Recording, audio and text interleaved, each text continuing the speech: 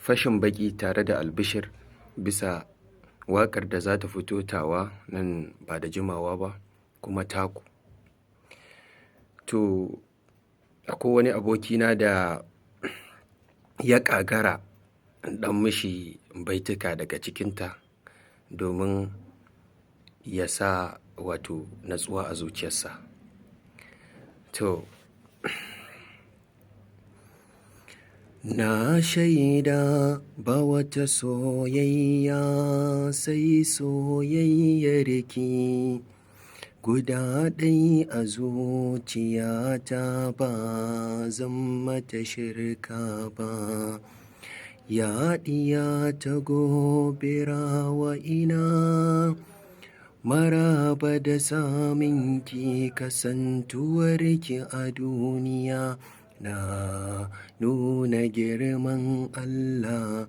Tauhidina na daɗuwa, halittarki na dube ta, na san akwai guda uban gijin da ya yota.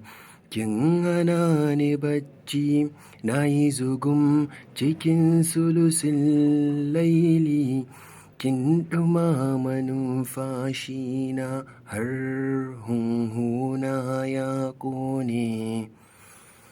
To kun ji ta.